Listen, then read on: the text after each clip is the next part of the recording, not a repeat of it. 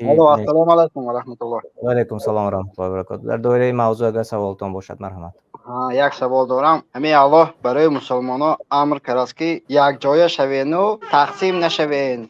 همینه کمتر شهر میدادید و یک طرف نظر میکنم تاجیکای خودمو به چند گروه تقسیم شده. همه ما مسلمان اما به چند گروه تقسیم میشویم. همین سبب در چی باشد؟ جزاک الله خیرا. السلام علیکم. علیکم السلام و رحمت الله و برکاته. واعتصموا بحبل الله. الله تعالی ما را امر کرده است که بر اسمان الله تعالی چنگ زنیم، یعنی به قرآن کریم. دستور همه ما قرآن کریم باشد و سنت پیامبر صلی الله علیه و سلم باشد. اگر انسان ها را الله تعالی به عقل ها حواله میکرد، عقل ها، تمام عقل های عاقل های دنیا، همه آنهایی که دانشگاه ختم کرده اند و دکتر و پروفسور شدند، 10,000 عقلداری همخیل پروفسور را در یک جا مانید و یک مسئله گذاری کنید، فکرهای هر خیله میبراید. یعنی عقل آدم است. بنابراین ما وظیفه دار هستیم که طبق قرآن و سنت عمل کنیم. عقلی کسی نیست. قرآن و سنت فرمان الله است، فرمان ذاتی که عقل ها و آدم ها و تمام مخلوقات را آفریده است. قرآن و سنت این دستور زندگی ما قرآن و حدیث است. بنابراین اونجا جای به عقل نیست، لیکن عقل سالم موافقت میکند با فرمانهای الله تعالی.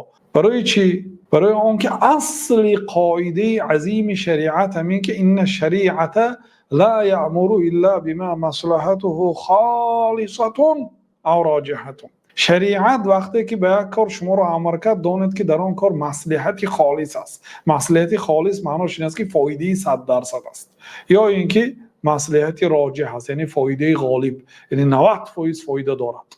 وقتی که به شما یک کار کن گفت 100% یا فایده شه یا 90% یا 80% فایده شه. وقتی که نکن گفت، یک کار من کرد، ولا ینهى الا عما مفسدته خالصة او راجحة.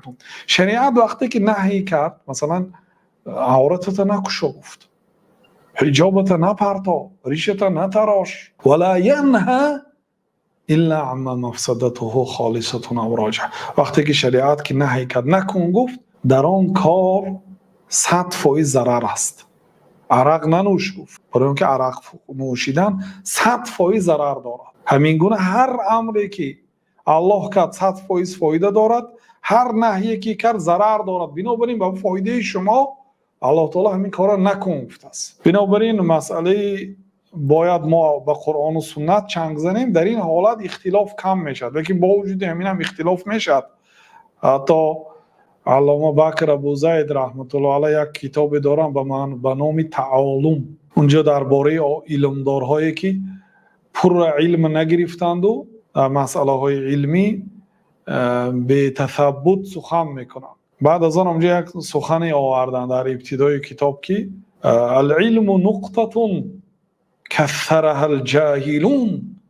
علم یک نقطه از سخن حضرت علی هست نقل کردن. علم یک نقطه هست، جاهل ها زیاد کردن. یا در جای دیگرش گفتن که اگر جاهل سخن نمیکرد اختلاف پیدا نمیشد حتی. چون که یک جاهل مسئله رو پر را نآموخته، یک طرفی مسئله دانسته و گپ زده است و گپی او دیگه در کتاب ها قید شد، نوشته شد یا در نوارها پهن شد. از سبب آنکه صحبت سخنش تحقیق نکرده گفت، یک گپی اضافگی پیدا شد. هم گفتن که اگر جاهلا سخن نمیکرد اختلاف نمیشد. بنابراین اختلاف این طبیعت مردم است. ولا یزالون مختلفین. الله تعالی میگه که مردم همیشه گوناگون اندیشه هستند، ولیکن من فکرم در یک مسئله خلاف فکری اکمل جان است، خلاف ابن سعدی هست. لیکن ما در عموم همچون برادران مسلمان، همچون بندگان الله تعالی، ما یک ماندن ما لازم است. یعنی در یک مسئله فکری من دیگر خیلی از فکری دیگر برادر دیگر خیلی از فکری فلان داملا دیگر است، لیکن ما عموما همچون مسلمان احترام همدیگر، این چیزا باید در بین ما باقی ماند اصل. ولی در مسئله های فروع، مثلا شما فکر میکنید که امام شافعی اگر با امام ابو حنیفه واخورند جنگ و جنجال میکردند و امام ابو حنیفه رو فاسق و کافر میگفتند یا ابو حنیفه شافعی رو میخل میگفتند. نه، یکدیگر رو احترام میکردند. چه خیلی که ما شاهد شدیم، مثال نقل برای ما آمده است که چه خیلی امام ابو حنیفه در مجلس امام مالک نشستند، از صحبت امام مالک علم گرفتند. وقتی که امام مالک هم آدم ها پرسیدند که ابو حنیفه رو دیدی؟ گفتند که آره دیدم، اگر همین ستون از طلا دلیل میبیارد. یعنی تعریف کردند. و امام ابو حنیفه رو آنهایی که دیدم گفتن که دیدم امام ابو حنیفه رو در مجلس امام مالک مانند یک کودک در نزد پدرش چه خیلی با آداب میشند همین خیلی نشسته بود، علم گرفتن. بعضی ها ممکن 13 حدیث روایت کردند از امام مالک، از خودشان خورد. و بعد وفات امام ابو حنیفه شاگردانشان قاضی ابو یوسف و محمد ابن حسن رفته از امام مالک علم گرفتند. این دلالت میکند به دستور و اسلوب نیکی تربیه امام ابو حنیفه. نگفتین شاگرداشونو که از مالک درس نگیر، بلکه بعد وفاتشان آمده. حتی من امروز موطأ مالک به روایت محمد ابن حسن است. قاضی ابو یوسف رفته از از امام مالک علم گرفتن.